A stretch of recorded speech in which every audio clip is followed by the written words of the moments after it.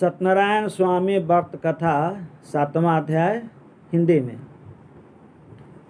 तो लीलावती कलावती कहानी हो गया। अब दूसरा कहानी अब सुनिए, मैंने इसके बाद वाला। सूत जी बोले कि प्रजा पालन तत्पर एक तुंगध्वज नाम के राजा थे, जिसने सतदेव के प्रसाद को त्यागने से अति दुख पाया।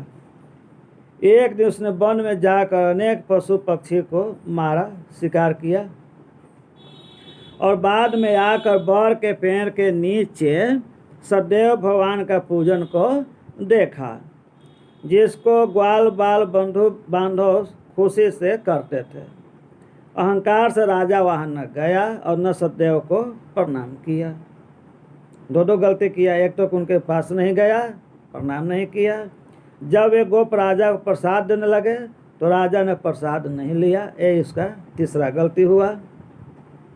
तब वे गोप वहाँ प्रसाद रखकर चले आए। कहीं इनका प्रसाद लीजिए अथवा मत लीजिए, मेरा काम प्रसाद देना है, हम आपके आगे प्रसाद रख दिए, अब आप अपना काम समझिए, अब हम चलते हैं। राजा ने इस तरह से प्रसाद का अनादर कर दिया। इस तरह प्रसाद का अनादर करने से उसने अति दुख पाया और उस राजा के 100 लड़के थे, सब खत्म हो गया, धन धान भी सब समाप्त हो गया। यहाँ पे एक सवाल हमसे किया था एक आदमी कि एक राजा को 100 लड़का कैसे हुआ। तो बात सोचने की जरूर है, लेकिन इसका जवाब यही है कि एक राजा के अनेकों पत्नियां होती है, रानियां होती है।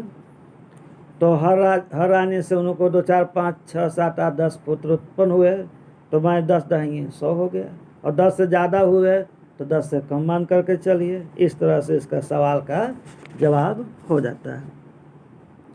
तब राजा ने अपने मन में विचार किया कि मैं सत्यदेव ने ही धन नष्ट कर दिया है। अब उनको समझ में आ गया, जब पूरा भोग लिए तो दिमाग में आ गया कि हाँ, उसी प्रसाद का अनादर करने का परिणाम हमको मिला है, इसलिए मैं वहीं जाऊं जहां सतदेव का पूजन होता था।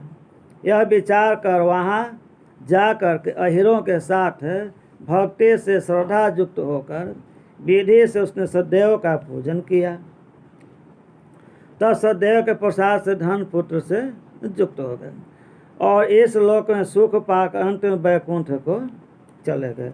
जो प्राणी अति दुर्लभ है इस सतदेव के व्रत को करता है और भक्ति युक्त होकर फल देने वाली कथा को सुनता है, उसको सतदेव के प्रसाद से धन धान सब प्राप्त हो जाता है। दे धन पाते हैं, कैदे छूट जाते हैं, दुखिया के दुख दूर होता है, इसमें कोई संदेह नहीं है। इस पुनित व्रत के करने से प्राणी सदा सुख पाकर अंत में वैकुंठ को चला जाएगा। सूर्य जी कहते कि हे विप्रो ब्राह्मण, मैंने सत्यनारायण के व्रत को आप लोगों से कहा, जिसको करने से मनुष्य सब दुखों से छूट जाता है। विशेषकर सतदेव की पूजा कलयुग में अधिक फल देने वाली है। उन्हीं को कोई काल कहता है, कोई सत्य कहते हैं, कोई परमेश्वर कहते हैं, कोई सत्यनारायण कहते हैं तो कोई सत्यदेव कहते हैं। माने हरि अनंत हरि कथा अनंता।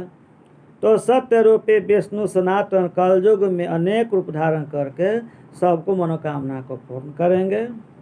हे मुनिश्रेष्ठ, जो प्राणी इसको पढ़ता है, सुनता है, उसका संपूर्ण पाप सदैव की कृपा से नष्ट हो जाता है। अर्थात कहानी को सुनने से और सुनाने से सुनने वाला और सुनाने वाला दोनों का पाप खत्म हो जाता है, इसमें संदेह करने की जरूरत नहीं है। इस तरह सत्यनारायण स्वामी व्रत कथा 7वां अध्याय संपूर्ण हुआ, अर्थात पूरा कथा हो गया। तो बोलिए सत्यनारायण स्वामी की जय, बजरंगबली की जय। अब इसके बाद हवन का विधान होगा, वो भी बतलाएंगे इसके बाद।